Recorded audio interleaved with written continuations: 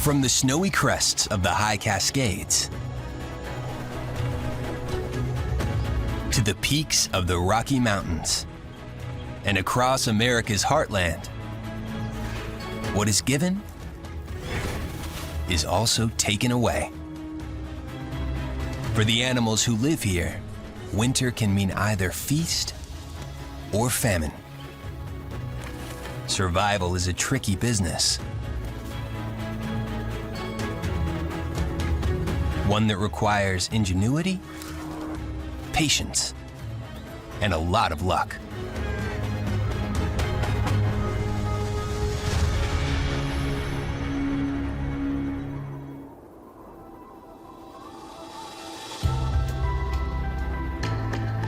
A pristine mountain range like the Cascades of the Pacific Northwest have a violent past and an uncertain future.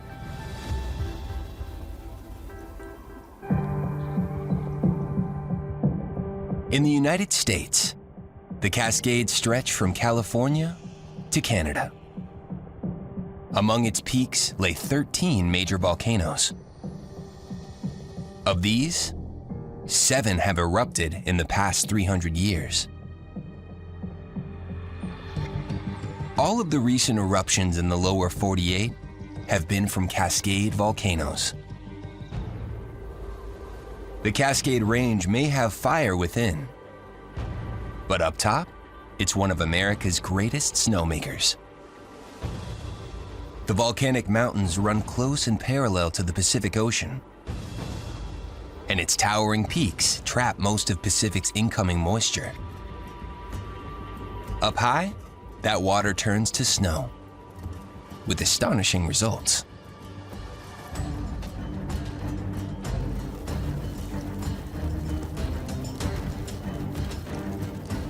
Mount Shasta holds the United States record for the most amount of snow from a single storm.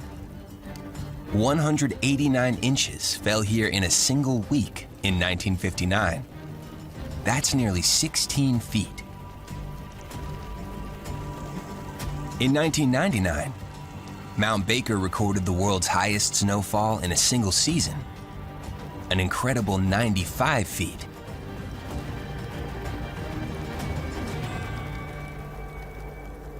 Volcanoes caked in snow. Just because you're hot stuff underneath doesn't mean you can't have a chilly exterior.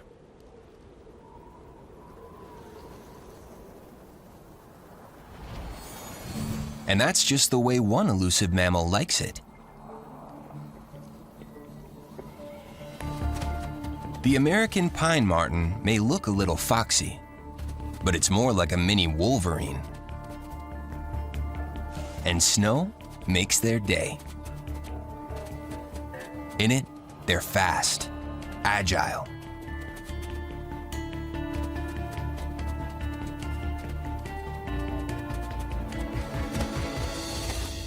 These winter weasels freely hop around their range, which may be as big as 12 square miles. This female is her own lookout, totally comfortable standing on 2 legs. Her long, thin body is not the best at holding heat. So if bounding above the snow gets too much, she has shelter below. Tunnels, an out-of-sight labyrinth. And a hollowed log to call home. The marten is impressive on the ground, but that's the least of it.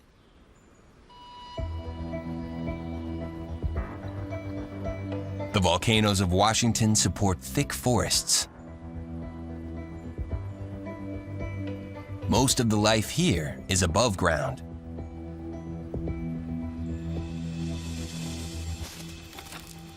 The marten has adapted.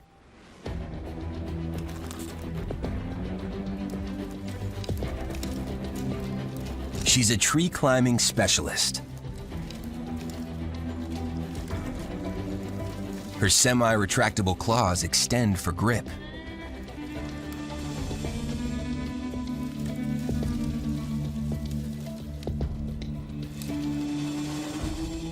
canopy is her hunting ground.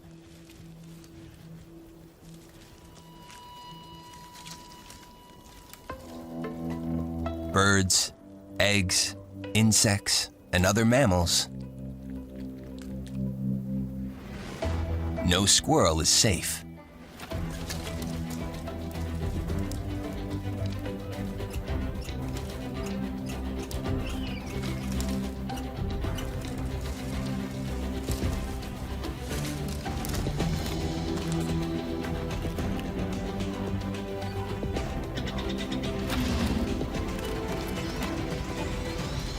She has it cornered.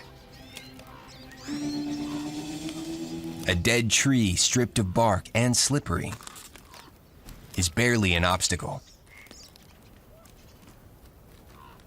Not even a squirrel can hide for long. All it takes is a little patience.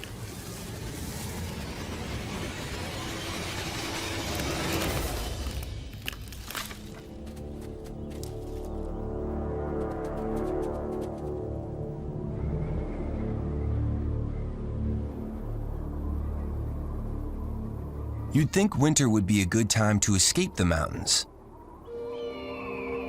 Head south for some sun. But the marten has a stealthy companion up here. There's a phantom in these woods. For him, this is a warmer area. Washington's Cascade Mountains are the southern part of the range for the Canadian lynx. He crosses the border whenever he likes. No visa required.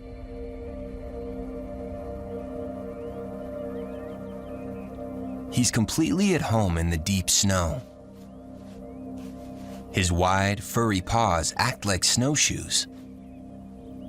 They quietly distribute his weight to keep him on top of the deep white powder. Many believe those ear tufts amplify the sound of potential prey.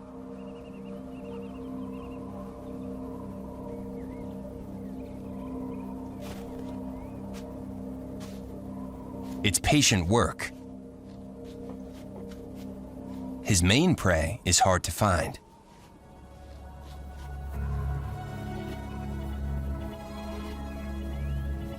Snowshoe hares have oversized feet for managing snow. And an all-white winter coat.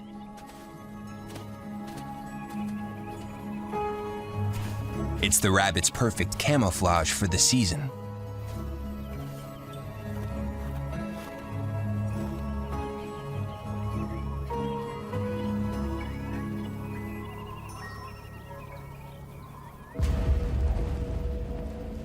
A winter storm descends upon the Rocky Mountains. Just like that, a blanket of white makes life here that much harder.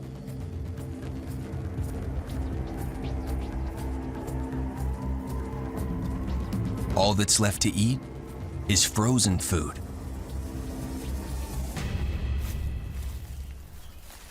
But the Berry Bistro is open for business.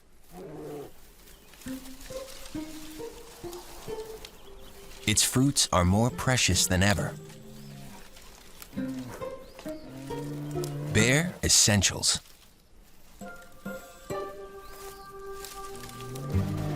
In early winter, the race is on to feed and convert carbs into fat. He can eat 20,000 calories.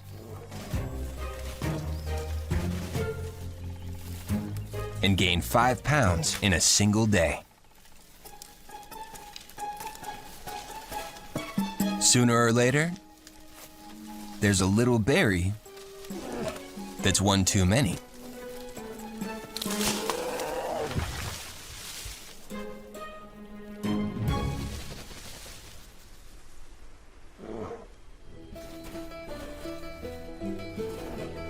Finally, he must move on to settle down for the winter.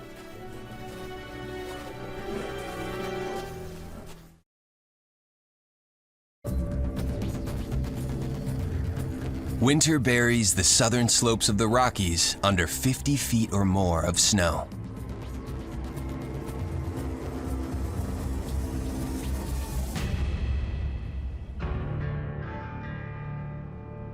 The Rockies stretch 3,000 miles from Canada to New Mexico. It is the backbone of America. But it's Colorado that's known as the home of the Rockies. From Rocky Mountain National Park, just over 50 miles northwest of Denver, and down south to the great sand dunes of the San Luis Valley that mountains shaped. Colorado is the U.S. state with the highest mean elevation, making winter months here particularly brutal. Some shelter in the trees. Up in a pine, this white-tailed ptarmigan nibbles on needles. It's an elusive bird that will mess with the chilled winds of a Rockies winter. But this one has special abilities. By mid-December, she transforms herself from this to this. She is an ice queen. This camouflage is designed to keep her safe. But there are some keen eyes up here.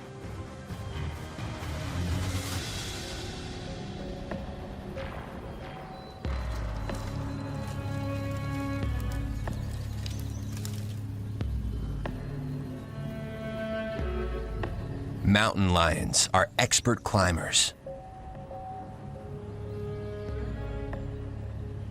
They don't have dens, so a branch is as good a place to hang out as any.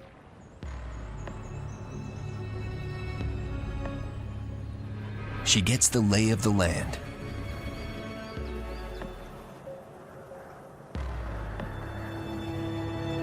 And sits like a coiled spring, ready to launch an ambush attack on any passing prey.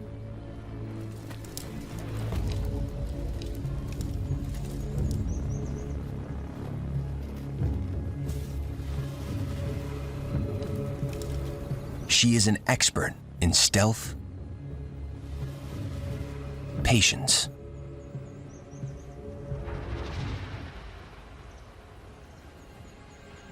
and death.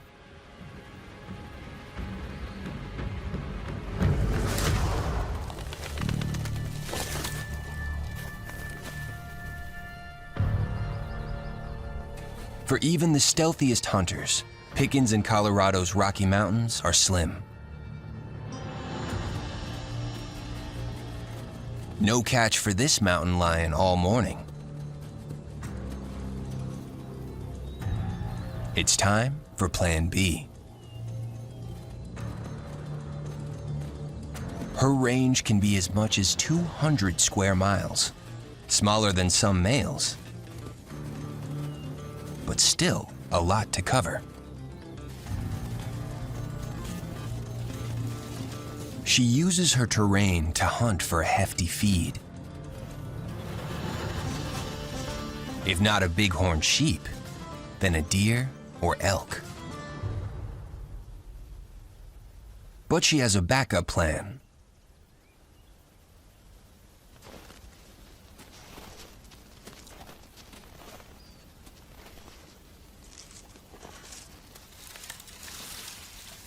She hits up a stash from a previous kill. One of several she keeps handy.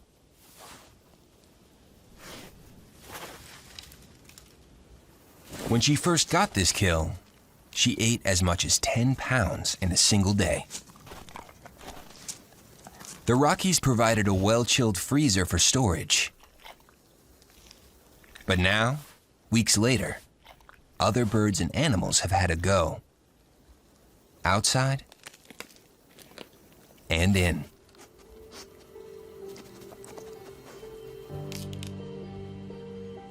What's left would barely feed a rodent.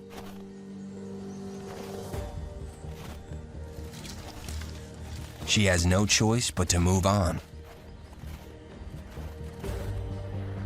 Winter is mean and lean.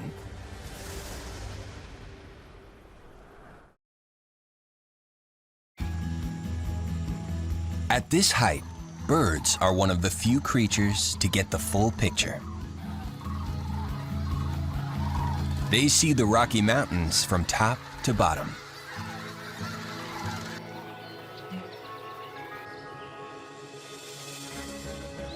Only one other animal in the Rockies comes close to reaching their heights.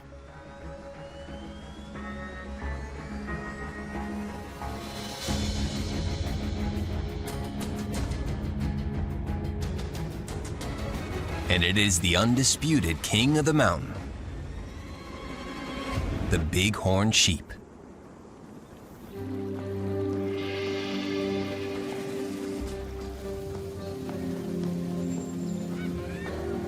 The sheep move down the mountain to hide among the trees. Here, they must contend with predators and each other.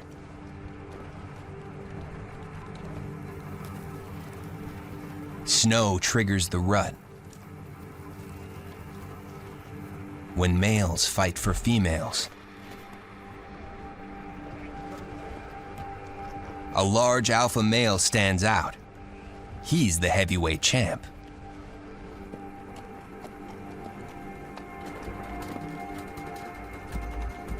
Stand back.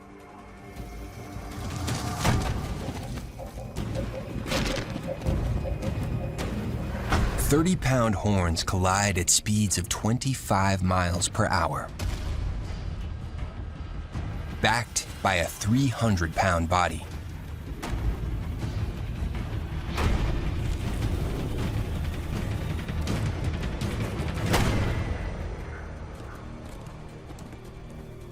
There's enough power here to crack a young skull.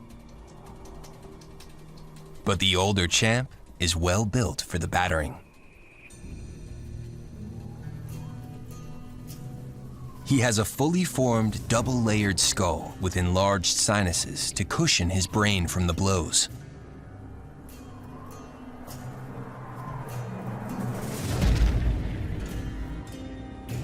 It's not non-stop boxing, more a match of endurance. Each round may only be 5 hits across an hour,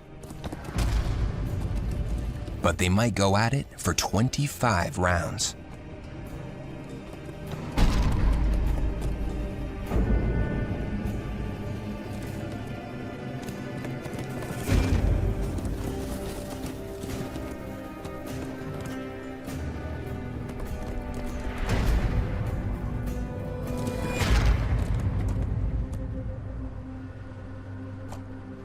The older male proves, once again, that he's the king of the ring. And he's not done. He humiliates the loser with a show of dominance. A soft kick as he would give one of his cows.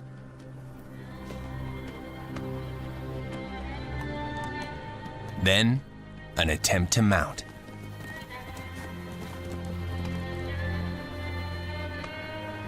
The spurned male won't go far. He still needs the safety of numbers to protect him from predators. He's just got to suck it up. That's part of what it takes to survive here. The extreme temperatures here in the Rockies impact those living far beyond its mountain peaks. A blast of cold air extends to the Midwest, blanketing the land of 10,000 lakes. Temperatures plunge below -10. There's nowhere nearby to fly or run to that is warm enough. The only blanket to be found is made of snow.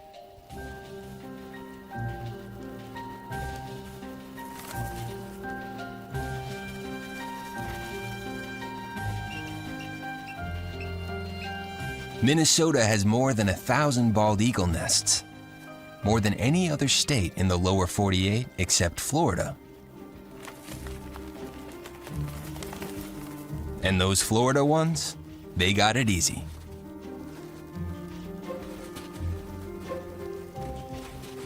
You gotta be at least as tough as a bald eagle to survive winter in Minnesota.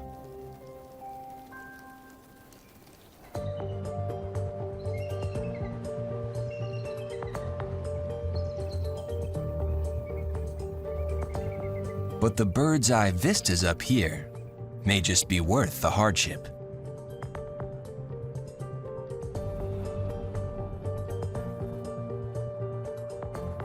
No one knows how Minnesota got the nickname Land of 10,000 Lakes, but that number holds up. There's also 6 million acres of water-drenched peatlands. That's 10% of the state. Prairies once covered the west, and the forest is split in two. More evergreens in the north, and in the southeast, trees that shed their leaves.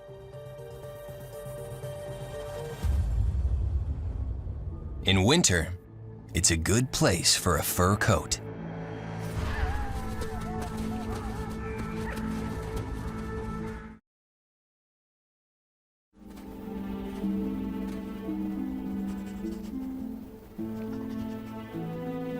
This is a gray wolf, also called a timber wolf. He may grow to weigh up to 175 pounds. It all depends on how much he can find to eat. Right now, he's got more on his mind than himself. He's starting his own pack. He bonded with this female at the first snow. In 9 weeks, she'll give birth, somewhere between 1 and 11 pups.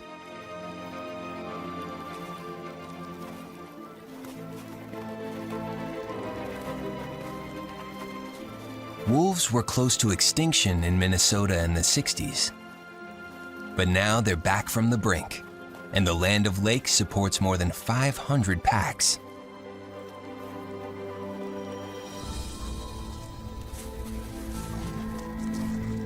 They mostly hunt after dark, and a few nights ago, these two made a kill.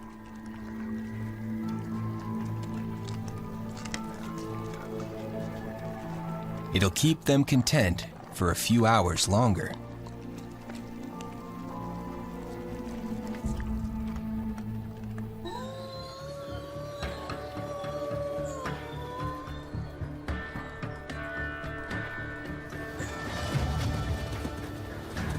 Wolves are always on the lookout for a feed on 4 legs. But there is one menu item up here that gives them pause.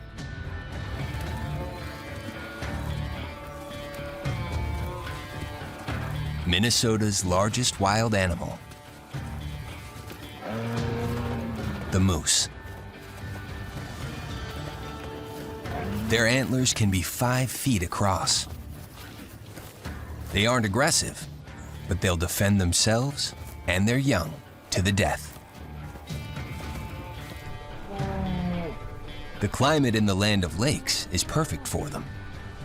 They only live in areas that have seasonal snow cover, and they can't tolerate temperatures above 80 degrees. Winter for them is barely an obstacle.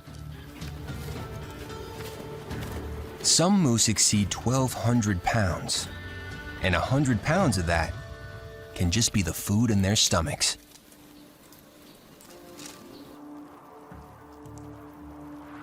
Finding a meal up here in winter is all about knowing where to look.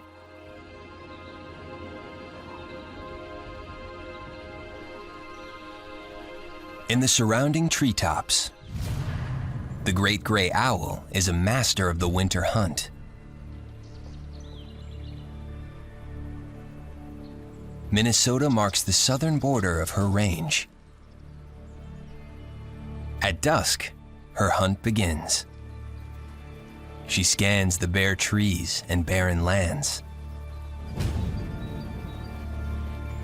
Her deep-set yellow eyes are legendary, but it's the shape of her face that helps here. Her two large circles of plumage are called facial discs, and they're the largest of any owl species. They act like satellite dishes, only instead of receiving the nightly news, they channel the smallest sound.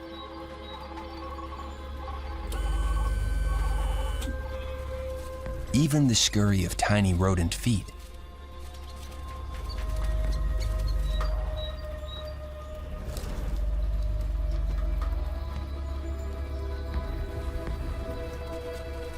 She can't see her prey once it ducks under the snow, but hovers above the sound.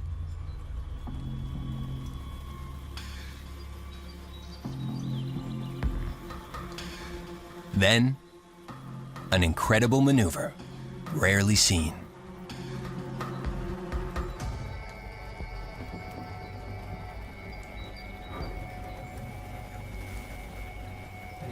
The great gray owl is a master of the silent but deadly vertical plunge.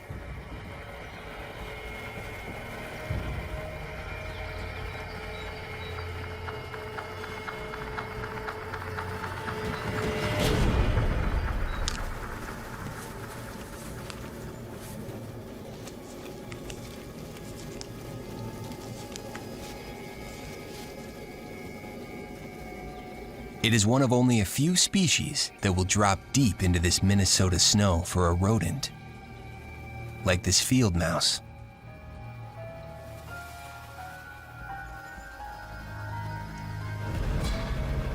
By height, she is the largest owl in North America, but she is a silent flyer. That's why Minnesotans call her the Phantom of the North.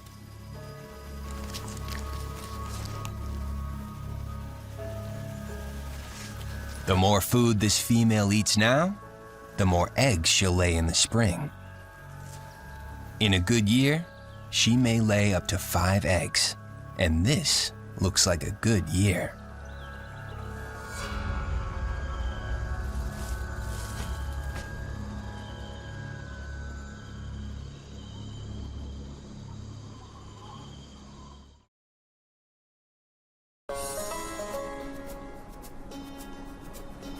Place 3 large frigid rivers in a bowl.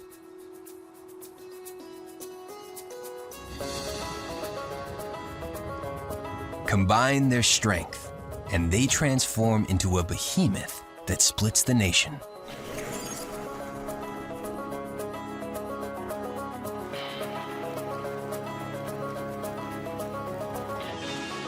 Home to the biggest river rendezvous in the lower 48. First, the mighty Mississippi. Then, north of St. Louis, bring on the Missouri. And just 200 miles or so farther on, in Cairo, Illinois, they meet the Ohio to make a triple header.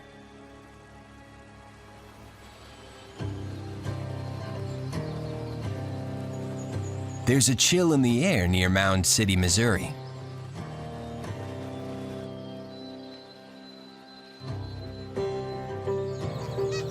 Snow geese stop here on the Missouri River each winter to freshen up.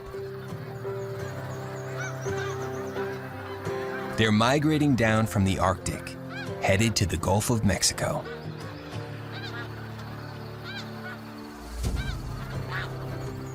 What starts as hundreds soon grows to thousands. Then tens of thousands fill the sky.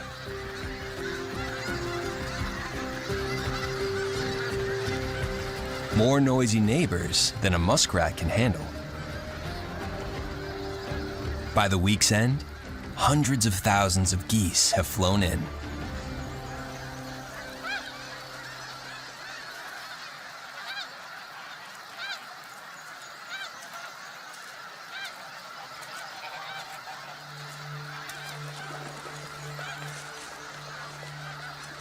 But not all will leave alive.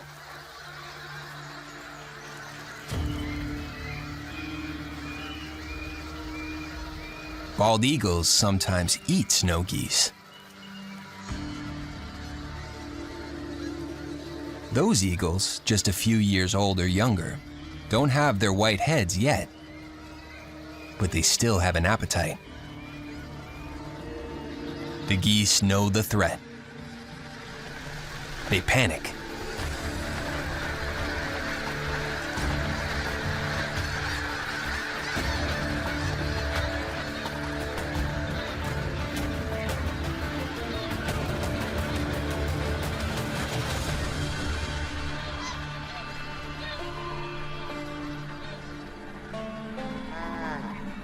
And leave a sick bird behind, and with little hope.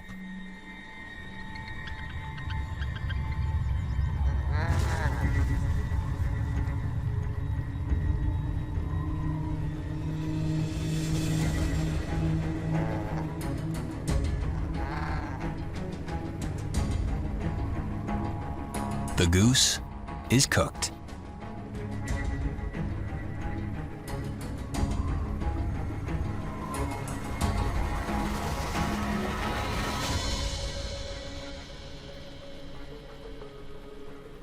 The eagles fight for pieces and argue over the spoils.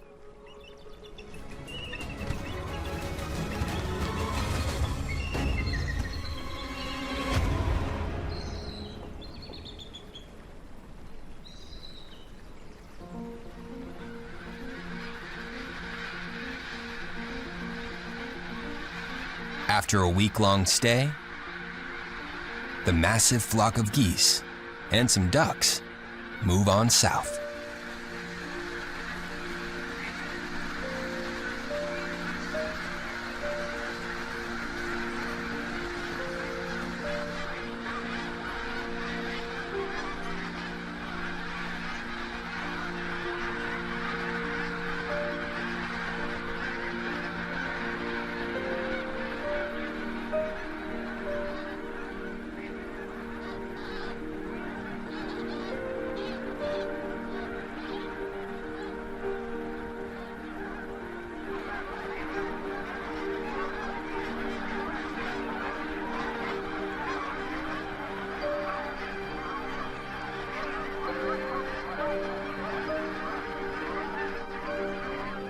Aerial calligraphy.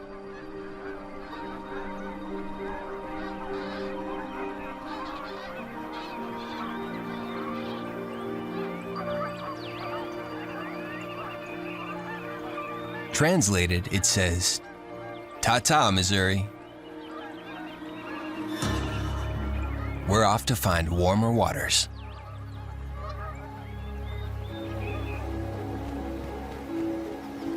The Missouri River heads east for a journey of its own. It must rendezvous with the Middle Mississippi and add its weight to the Three Rivers area. It carries with it the kind of cold that's hard to shake.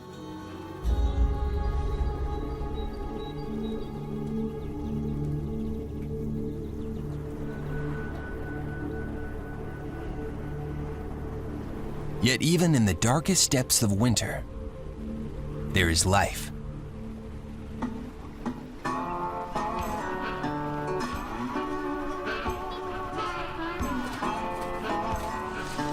And some of it is having a lot of fun. River otters live on all three rivers. This family can't get enough of that slippery, slidey, snow-white surface.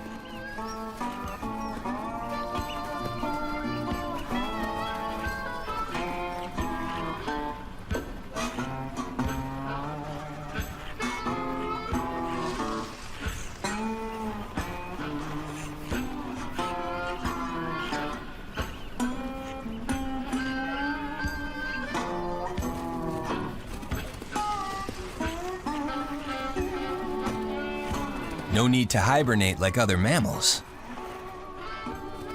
River otters have oily, waterproof fur to protect them from the cold.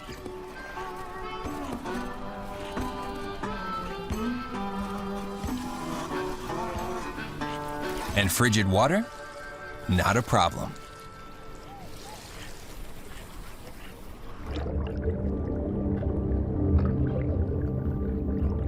They can stay under the ice, hunting for 3 to 4 minutes.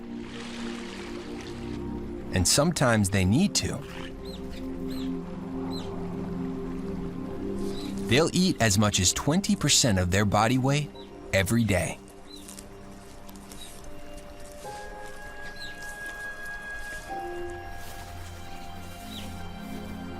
Want to share? Well, okay.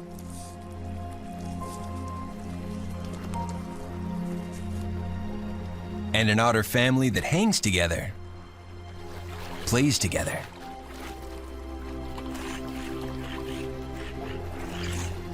You don't usually think of carefree days in winter, but that's what these are in the Three Rivers area.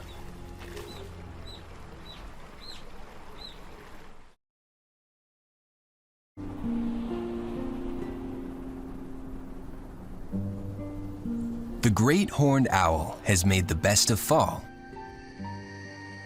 But from here on out, life on the farm gets tough.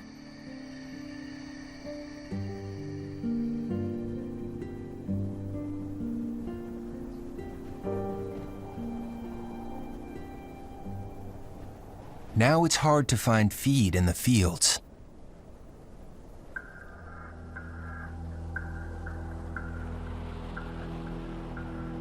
Enter a vermin new to these parts. Possums have stretched their range north, now reaching into farmland with colder climates. It's a risky business. Some perish in the harsher winters. Others get frostbite on their ears and tails. Possums are the only native marsupial in the United States, more closely related to kangaroos and koalas than anything in their home country. That means the males have a double-headed penis, and females carry their young in a pouch.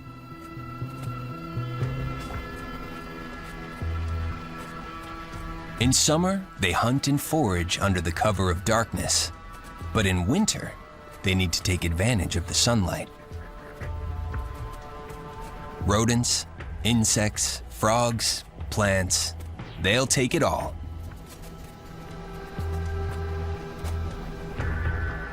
But nothing is as good as an animal already dead.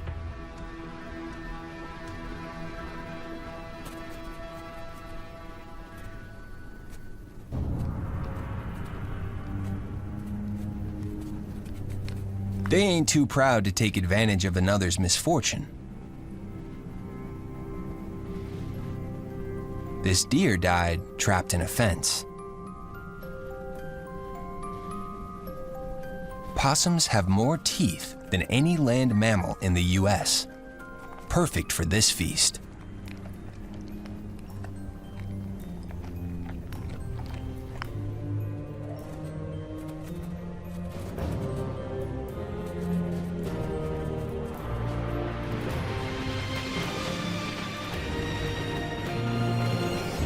He'll be back for more.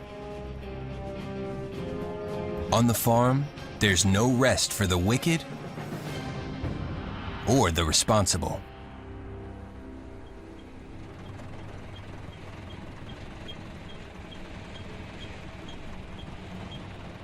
Chores don't wait for any season. There are still fields to prepare and spread with nitrogen-rich manure.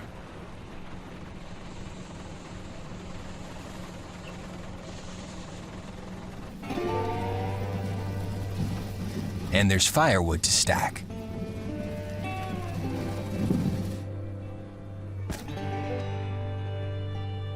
He brings the forest to the farm.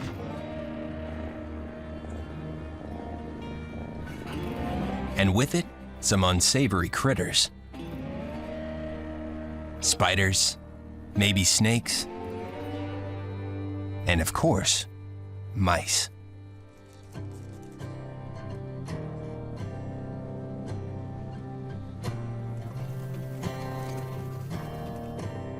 This home would appear perfect, with easy access to a nice warm barn. But he's got company.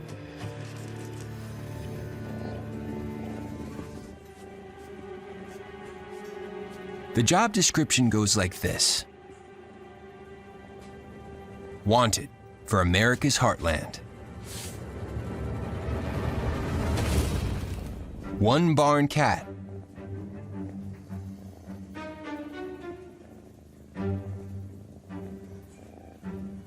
Must have alert eyes and silent steps. Title: Rodent Killer.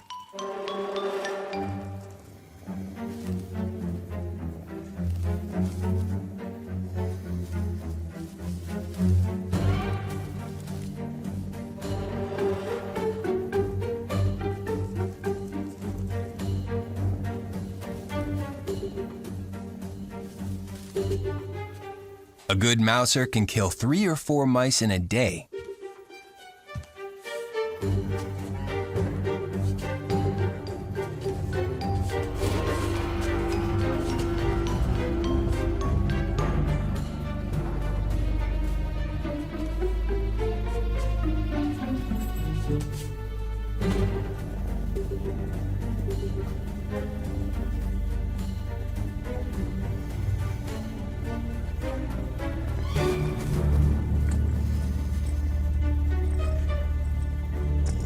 But this cat needs to work harder on her resume.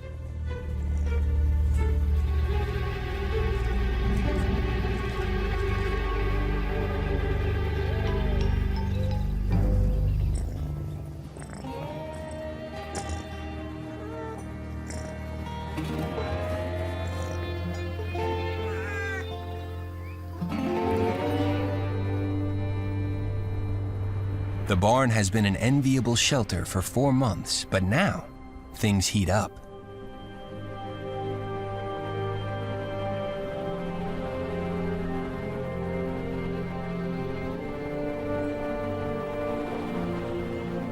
By April, the last of the snow is washed away by warm spring rains. For the animals that made it through winter, this is welcome escape.